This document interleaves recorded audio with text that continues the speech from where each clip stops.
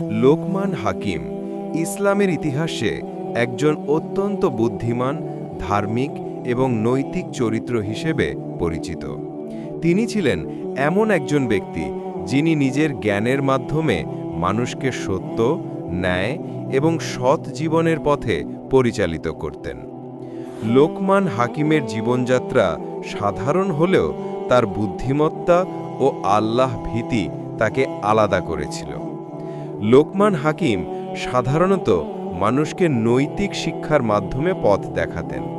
তিনি বিশ্বাস করতেন যে সত্যি জ্ঞান ও সততা মানুষের হৃদয়কে আলোকিত করতে পারে এবং মানুষকে আল্লাহ নিকট পৌঁছে দিতে পারে। তার জীবন ছিল নম্রতার, ধৈর্যের এবং ত্যাগের একটি উদাহরণ। তিনি এক গরিব পরিবারের সন্তান ছিলেন। শৈশবকাল থেকে লোকমান হাকিম আল্লাহ ভক্তি, শিষ্টাচার এবং সৎ ব্যবহারে শিক্ষা গ্রহণ করতেন। তার বাবা মা তাকে শিখিয়েছিলেন সততা, মানুষের প্রতি দয়া এবং আল্লাহর ওপর বিশ্বাস রাখার গুরুত্ব। এই শৈশবের শিক্ষা তাকে পরবর্তীতে সমাজে একজন হাকিম অর্থাৎ জ্ঞানী ও ন্যায়পরায়ণ ব্যক্তি হিসেবে গড়ে তুলেছিল। লোকমান হাকিমের জীবন ছিল নিখুঁত ও আদর্শ। তিনি প্রায়শই গ্রামের মানুষের মধ্যে ন্যায় বিচার করতেন এবং তাদের বিভিন্ন সমস্যার সমাধান দিতেন।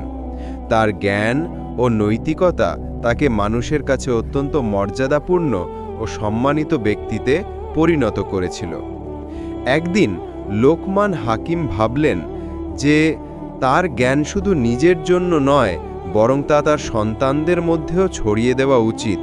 কারণ তিনি বুঝতে পারছিলেন যে মানব জীবনের সবচেয়ে বড় চ্যালেঞ্জ হল নৈতিকতা বজায় রাখা এবং আল্লাহর পথে চলা।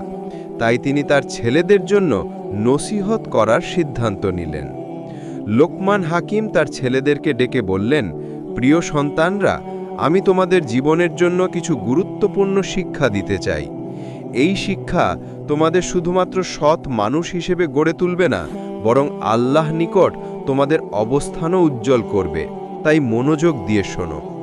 তিনি প্রথমে তাদের বললেন আল্লাহর ভীতি ও ধৈর্যের গুরুত্ব সম্পর্কে। সন্তানরা, তিনি বললেন, যে ব্যক্তি আল্লাহর ভয় রাখে সে কখনো ভুল পথে যায় না।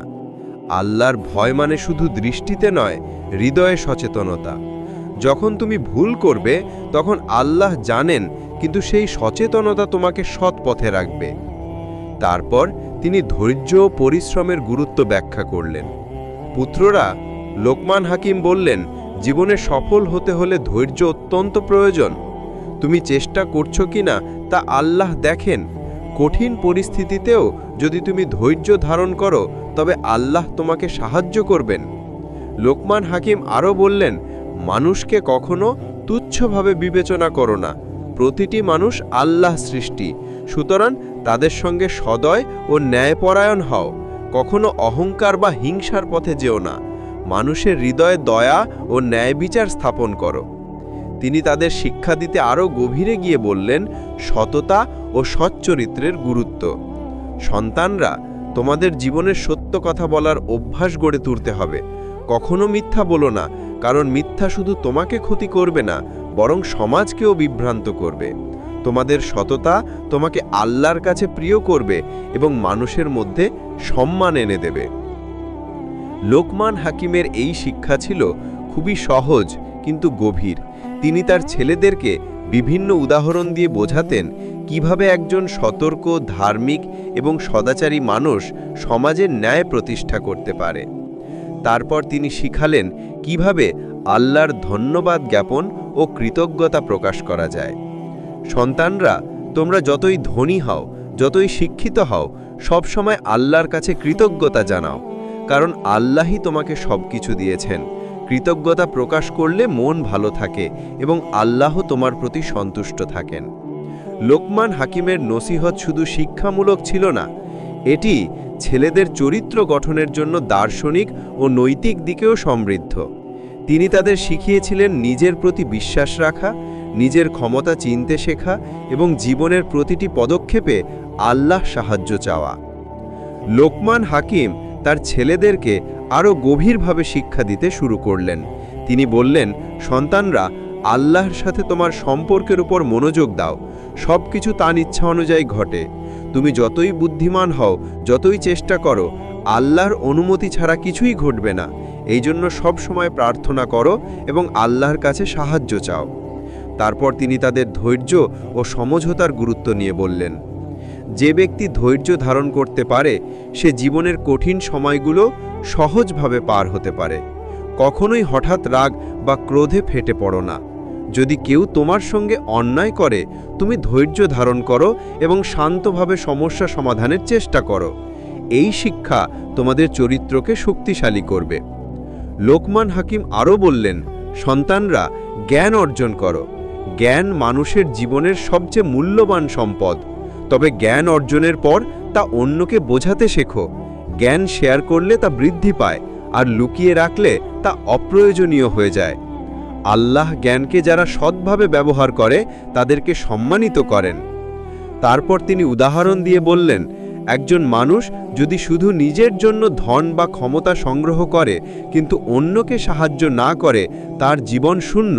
তবে যারা নিজের ধন ও জ্ঞানকে অন্যের কল্যাণে ব্যবহার করে, তাদের জীবনের প্রতিটি পদক্ষেপ আল্লাহ গ্রহণ করেন। লোকমান হাকিমের নসিহত অব্যাহত থাকে সততা, ন্যায়পরায়ণতা ও দয়া নিয়ে।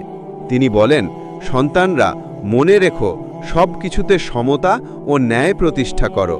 তোমার দায়িত্ব হলো আল্লাহ নিয়ম মেনে চলা এবং সমাজে সৎ ও ধার্মিকভাবে জীবনযাপন করা।